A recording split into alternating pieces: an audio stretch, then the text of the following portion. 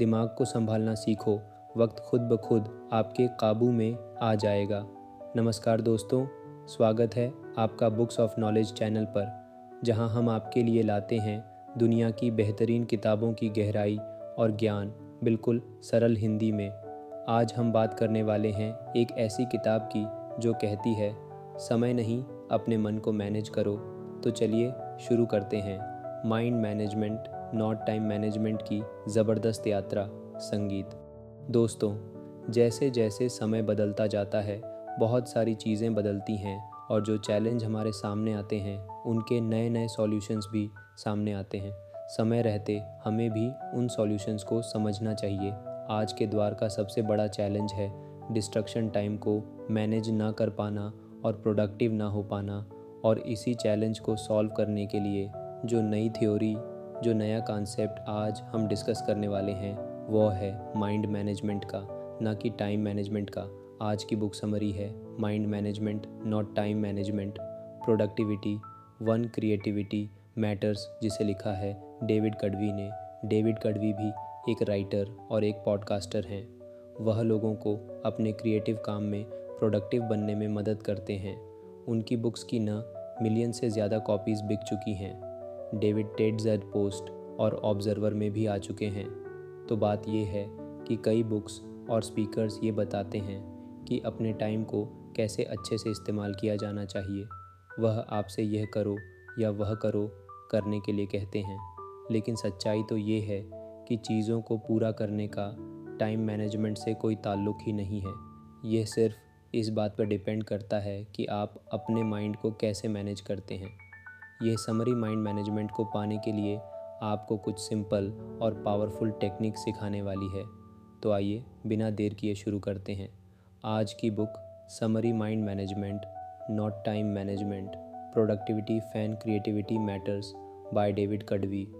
आप इसे अपने चारों ओर देखते हैं। रोज़ लोग पैसा कमाने की भागदौड़ में लगे रहते हैं, इसीलिए आपको हर एक सेकंड को सही जगह पर इस्तेमाल करना चाहिए। पैसा कमाने के लिए आप अपना कैलेंडर अलग अलग एक्टिविटीज़ से इस कदर भर देते हैं कि आपके पास आराम करने का वक्त ही नहीं होता। और इतना ही नहीं, आजकल तो लोग मल्टीटास्किंग भी करने लगे हैं, यानी कई काम एक साथ करना, जैसे लंच करते हुए अपने ईमेल का जवाब देना। क्या यह वही हसल कल्चर यानी भाग दौड़ वाला कल्चर है जिसका एक हिस्सा बनकर सभी गर्व महसूस करते हैं? क्या हमेशा थका थका रहना, गुस्सा करना या परेशान महसूस करना आम बात हो गई है? यह समरी यह साबित कर देगी कि टाइम मैनेजमेंट अब किसी काम का नहीं रहा और इससे आपको कुछ भी नहीं मिलेगा।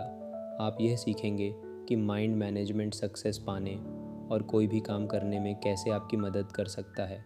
आप यह भी सीखेंगे कि कुछ पाने के लिए आपको किसी भी तरह की जल्दबाजी करने की कोई ज़रूरत नहीं है। टाइम मैनेजमेंट नहीं, माइंड मैनेजमेंट अपने गोल्स को पाने का बेहतर तरीका है। तो आइए शुरू करते हैं इस पहले चैप्टर से, mind management not time management. इस बुक के ऑथर डेविड कड़वी खुद को एक राइटर नहीं मानते थे। उन्हें बचपन से ही लिखना कुछ ख़ास पसंद नहीं था, लेकिन एक दिन उन्हें एक ऐसी बुक डील ऑफ़र की गई जिससे कोई बेवकूफ़ ही मना करता। इसीलिए डेविड ने अपनी लाइफ को इस तरह प्लान किया ताकि वह एक बुक लिख सके।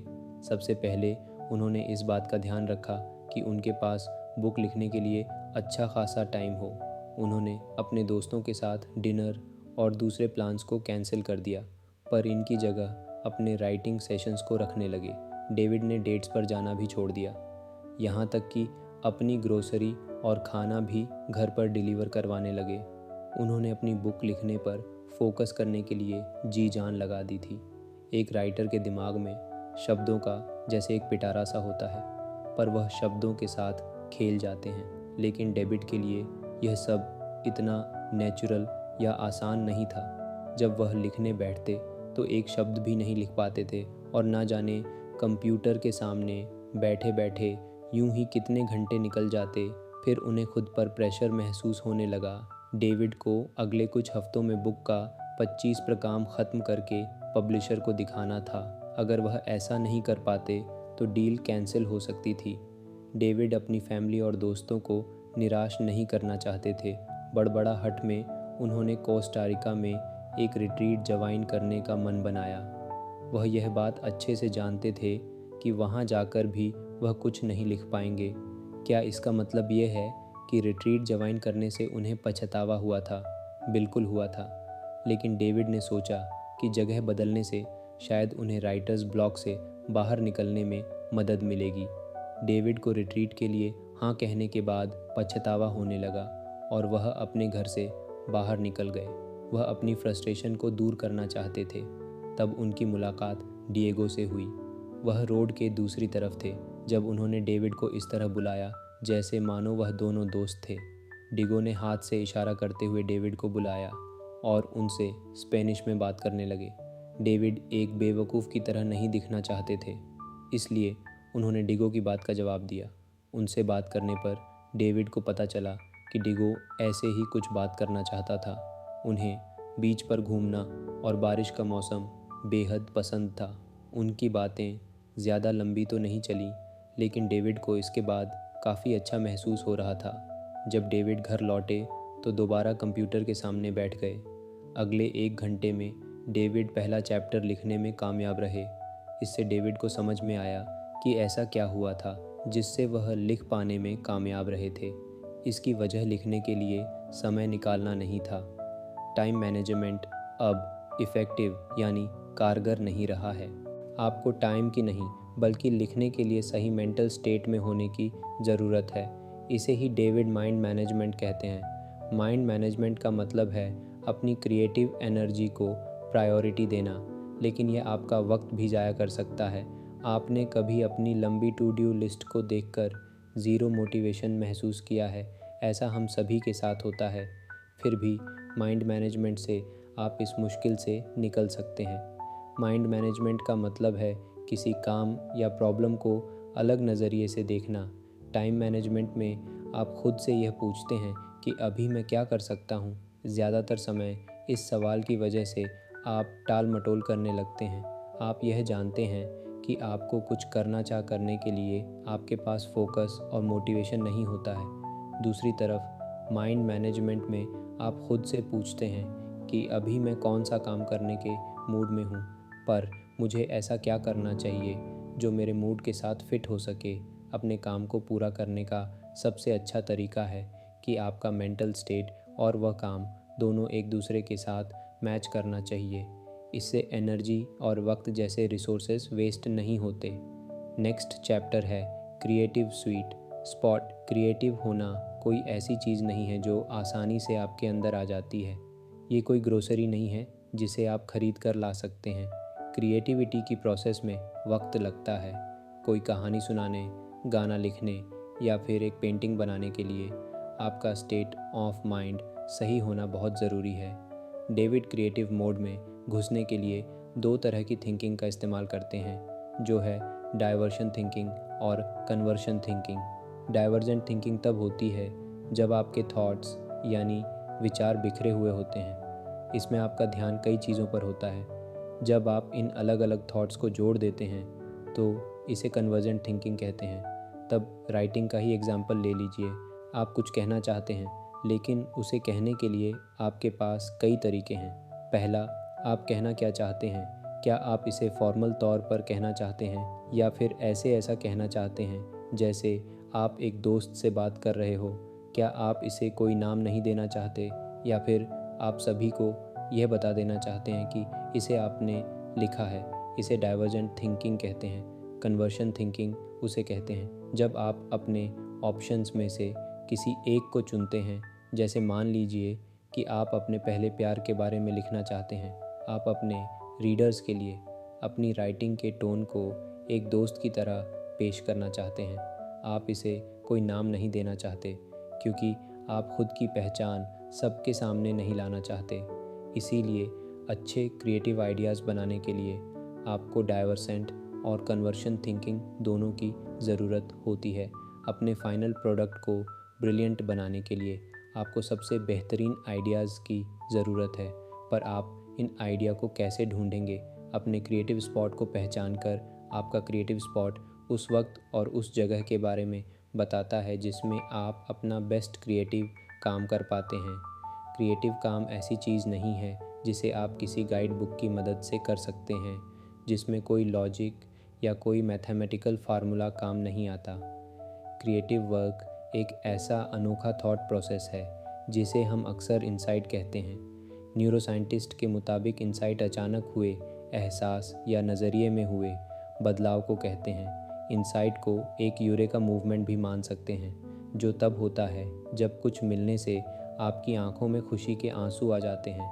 क्या आपको कभी अचानक से कोई ब्रिलियंट प्लान आइडिया आया है? उसे ही यूरेका या फिर मिल गया ये मोमेंट कहते हैं। ये तब होता है जब अपने गाने के कुछ मिस शब्द आपको अचानक से मिल जाए, या आप अपनी कहानी का एक परफेक्ट प्लॉट ढूंढ निकालते हैं। अब दोबारा कुछ पैट करना चाहते हैं, लेकिन यह नहीं जानते कि क्या पैट करें, तो इसके लिए अपने पसंदी कार्टून कैरेक्टर को पैट करने के बारे में अचानक याद आना एक यूरेका मोमेंट होगा। जिनके ख़ास वक्त के दौरान अपने क्रिएटिव स्पॉट को ढूंढना आसान हो सकता है। याद रखिएगा कि ये माइंड मैनेजमेंट के बारे में, टाइम मैनेजमेंट के बारे में नहीं। आपकी एनर्जी हर एक दिन या पूरे दिन एक जैसी नहीं रहती है। जैसे जॉब पर आपकी बहुत सी एनर्जी खर्च हो जाती है, ऐसे ही अपने दोस्तों के साथ सोशलाइज करना या अपनी पेंटिंग या नोवेल पर काम करने जैसे काम भी आपकी बहुत सारी एनर्जी ले लेते हैं। इसीलिए दिन का वह सही वक्त ढूंढ निकालिए जब आपके अंदर सबसे ज़्यादा एनर्जी होती है। आपको अपने सिस्टम यानी अपने स्लीप साइकिल से भी तालमेल बनाकर रखना होगा। यह सिस्टम आपको दिन में जगह रहने में मदद करता है। इसे ऊपर जाती हुई एक लाइन की तरह सोचिए। जितना ज़्यादा आप जागे रहेंगे उतने ज़्यादा आप अलर्ट रहेंगे, लेकिन जागे रहने के साथ साथ अलर्ट रहने को आपका स्लीप डटिंग रोक देता है। दूसरे शब्दों में कहे, अगर आप एक रात अच्छे से नहीं सोएंगे तो आपका स्लीप डेड बहुत ज़्यादा हो जाता है। अपने स्लीप डेड को नीचे जाती हुई एक लाइन की तरह सोचिए, क्योंकि यह आपके एनर्जी को कम करता है। आपके सिस्टम और स्लीप डेड दोनों की लाइन दोपहर के शुरुआती वक्त लगभग 2:30 मिलती है। इसी वजह से आप इस वक्त सुस्त और थका हुआ महसूस करते हैं। अपनी बॉडी क्लॉक को समझने से आपको अपने काम पर आसानी से फोकस करने में मदद मिलती है। बहुत से लोग सुबह सुबह बहुत फोकस्ड होकर काम करते हैं, जैसे बेस्ट वायलिन प्लेयर अपने दिन की शुरुआती 2-4 घंटे मन लगाकर प्रैक्टिस करते हैं। मशहूर राइटर वर्जीनिया वुल्फ और साइकोलॉजिस्ट BFP ऐसा ही करते हैं। ऐसा इसलिए क्योंकि सुबह का वक्त वह समय होता है जब लोग पूरी तरह से जगे हुए और सबसे ज़्यादा अलर्ट रहते हैं अपने क्रिएटिव स्पॉट को हासिल करने के लिए। डेविड ने एक और तरीका बताया है। इसे वह फर्स्ट ओवर रूल कहते हैं, जो अपने काम को पूरा करने में उन्हें डिसिप्लिन रहने में मदद करता है। जब आप अपने दिन का सबसे पहला घंटा अपने प्रोजेक्ट पर लगाते हैं तो उसे फर्स्ट ओवर रूल कहते हैं। और यह कोई ऐसा वैसा प्रोजेक्ट नहीं होना चाहिए, बल्कि आपका सबसे इम्पॉर्टेंट प्रोजेक्ट होना चाहिए। ऐसा करने से आप उस प्रोजेक्ट को जल्दी पूरा कर पाएंगे। इसे सुनकर ऐसा लग रहा होगा ना कि क्या आप ऐसा सच में मुमकिन है? तो जवाब है जी हाँ, बिल्कुल मुमकिन है। अपने दिन की शुरुआत अपने सबसे इम्पॉर्टेंट काम से कीजिए, यानी एक ऐसे काम से जो आपको करना ही है। ऐसा करने से इसे पूरा करने के लिए आपके आलसी होने के चांसेस काफ़ी कम हो जाते हैं। ऐसा करना उस काम में आने वाली रुकावट को भी रोकता है। इस इम्पॉर्टेंट लर्निंग को लेने के बाद बढ़ते हैं नेक्स्ट चैप्टर की ओर, दी 4 स्टेजेस ऑफ क्रिएटिविटी। जब आप असल में राइटिंग और पेंटिंग नहीं कर रहे हैं, तब भी आप राइटिंग और पेंटिंग कर सकते हैं। क्रिएटिविटी का प्रोसेस सिर्फ राइटिंग और पेंटिंग के बारे में नहीं है। इसे सोशल साइकोलॉजिस्ट ग्राम बोलर कंट्रोल के 4 स्टेज या क्रिएटिविटी के 4 स्टेज कहते हैं। पहला स्टेज है प्रिपरेशन, यानी कि तैयारी करना। यह तब होता है जब आप अपने प्रोजेक्ट के बारे में सब कुछ सोचते हैं। आपकी स्टोरी में कौन सी कैरेक्टर होंगे, आपका गाना कितना लंबा होगा, पेंटिंग बनाने के लिए आप किस चीज़ का इस्तेमाल करेंगे। यह ब्रेनस्टॉर्मिंग यानी दिमाग चलाने वाला स्टेज है। इसमें आपके पास अपने प्रोजेक्ट की इतनी इन्फॉर्मेशन होती है कि आप एक चलते फिरते इंसाइक्लोपीडिया की तरह हो जाते हैं। डेविड ने भी अपनी बुक पर इसी तरह काम करना शुरू किया था। ऐसा भी वक्त हुआ जब वह अपने लिविंग रूम में बैठकर इंफॉर्मेशन के ऐसे सोर्सेस को खोलकर देखा करते थे। डेविड के चारों ओर बुक्स, न्यूज़पेपर और जर्नल्स बिखरे रहते थे। उनके पास एक वाइट बोर्ड भी था। चीज़ पर वह पॉसिबल टॉपिक्स और चैप्टर लिखते थे। डेविड ने जो रिसर्च की थी वो समय की बर्बादी नहीं थी, यह उन्हें क्रिएटिविटी के अगले स्टेज तक पहुंचने में मदद कर रही थी। दूसरा स्टेज इंक्यूबेशन है। यह ऐसा वक्त होता है जब आप अपने प्रोजेक्ट पर इतना एक्टिव होकर काम नहीं करते हैं। आप शायद किसी और चीज़ पर काम कर रहे होते हैं या फिर अपने दोस्तों और फैमिली के साथ वक्त बिता रहे होते हैं।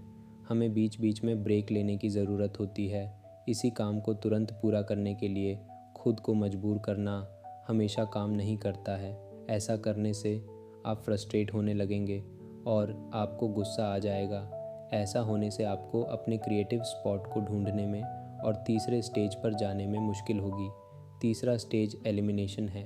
यह यूरेका या आहा मूवमेंट है। तीसरे स्टेज को पूरी तरह नहीं समझाया जा सकता। ऐसा इसलिए क्योंकि यह अचानक से होने वाला और अनप्रिडिक्टेबल होता है। जैसा कि बताया गया है कि अगर आप ज़रूरी तैयारी नहीं करेंगे तो आप इस स्टेज तक नहीं पहुंच सकते। आपको पहले स्टेज पर बहुत सा वक्त देना होगा।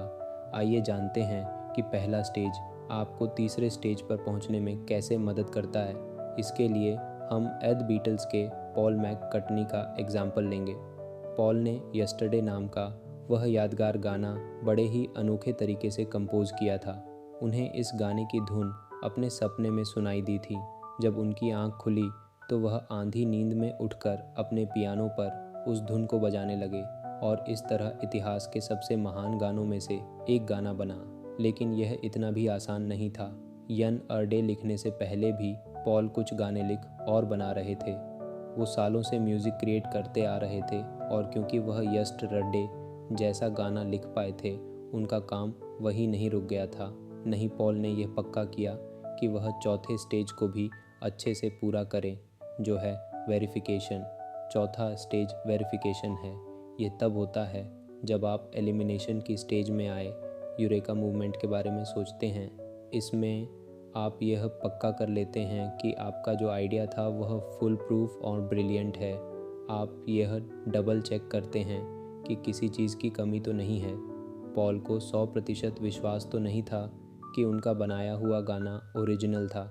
उन्हें लगा कि हो सकता है कि यह भी एक ऐसी धुन थी जो उन्होंने पहले कभी सुनी थी। ऐसे वक्त ऐसे नपी या सॉफ्टवेयर नहीं हुआ करते थे जो ये बता सके कि कोई धुन ओरिजिनल है या नहीं। इसीलिए पॉल ने 1.5 साल इस बात को पक्का करने में ही लगा दिया कि वह धुन उनकी खुद की थी या नहीं। इसी दौरान उन्होंने अपने गाने को बदलने के लिए उसके लिरिक्स, ट्यून और अरेंजमेंट को सुधारने पर काफ़ी काम किया। अगर आप क्रिएटिविटी के हर स्टेज में अपना वक्त नहीं लगाएंगे तो आप कभी कोई मास्टरपीस नहीं बना सकते। आपको इस पूरे प्रोसेसर के हर स्टेज से होकर गुजरना होगा। नेक्स्ट चेन एप्टर है दी 7 mental state of creative work. David का कोई स्ट्रिक्ट यानी रूल नहीं था, लेकिन उनके पास करने के लिए ऐसे काम और जाने के लिए ऐसी जगह थी जो उन्हें लिखने के सही मूड में लाने में मदद करते थे। अपनी छोटी सी नोटबुक में कुछ लिखने के लिए वह जॉन हैडक सेंटर के 19वें 5th फ्लोर पर जाते थे। यह थॉट्स शुरुआत में बिखरे हुए से रहते हैं, लेकिन इन्हें लिखने के बाद डेविड को वह दूसरी चीज़ें भी दिखने लगती हैं जो उन्हें लगता था कि अपने बुक में शामिल करनी चाहिए। जॉन हैडक सेंटर डेविड को उनके थॉट्स को अरेंज करने में मदद करता था। एब्सेंट कॉफ़ी नाम की एक कॉफ़ी प्लेस थी जो डेविड को बहुत पसंद थी।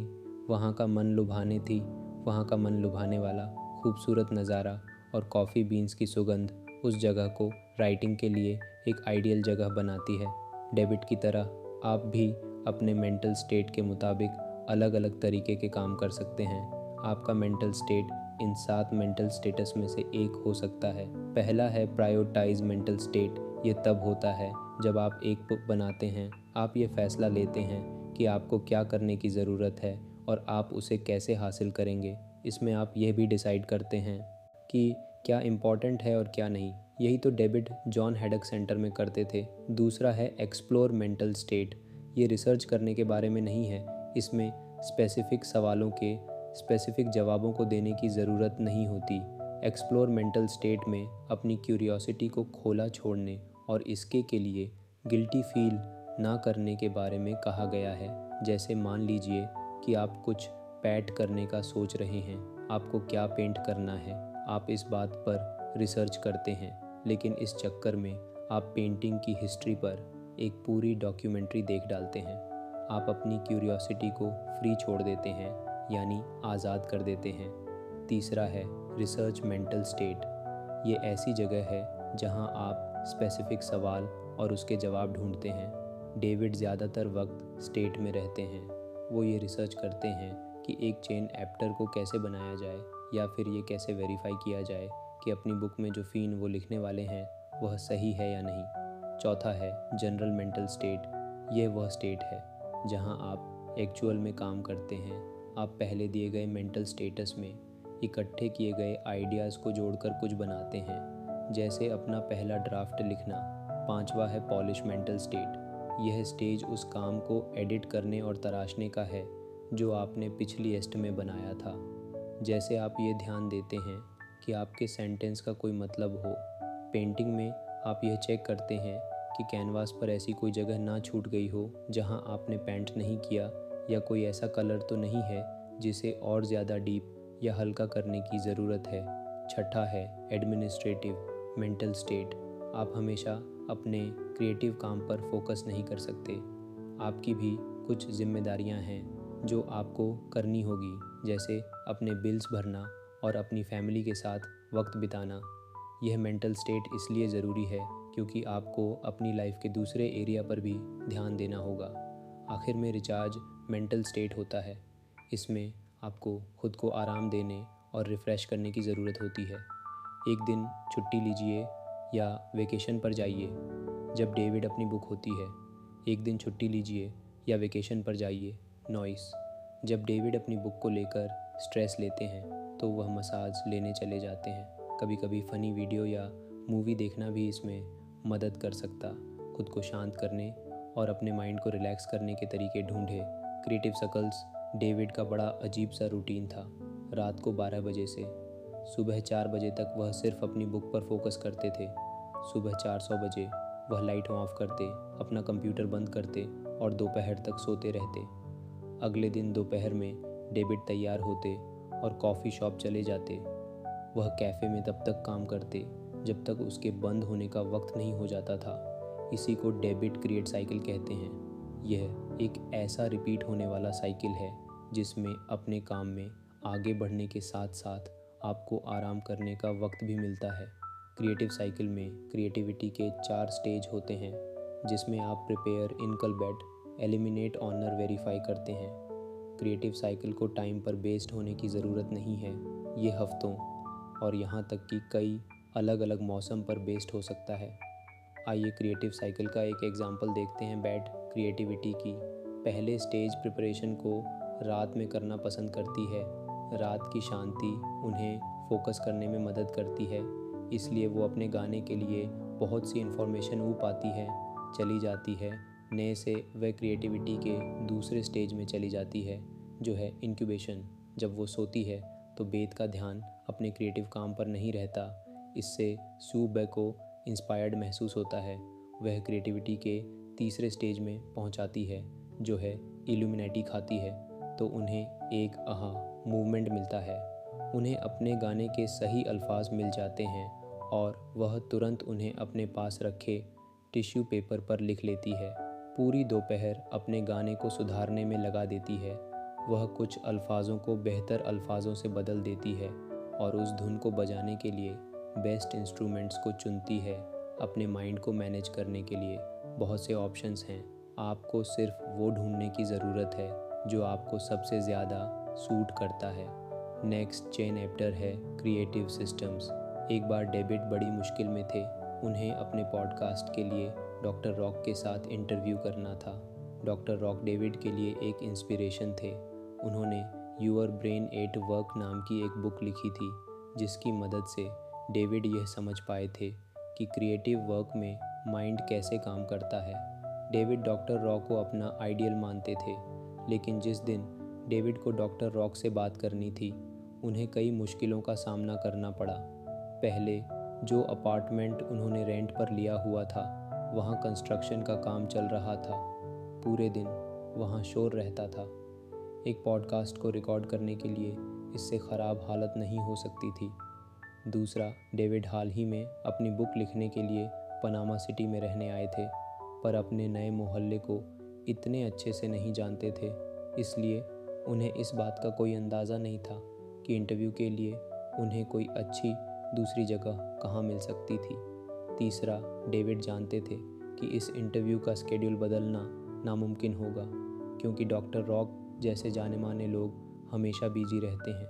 यह ज़िंदगी में एक बार मिलने वाला सुनहरे मौके जैसा था। ऐसा लग रहा था कि यह साफ है कि क्या होने वाला है। डेविड को पॉडकास्ट कैंसिल करना होगा। उस दिन कुछ भी ठीक नहीं हो रहा था, लेकिन बिट का क्रिएटिव सिस्टम एक्टिवेट हुआ और उन्होंने डॉक्टर रॉक को एक ईमेल लिखा, न जाने कैसे लेकर।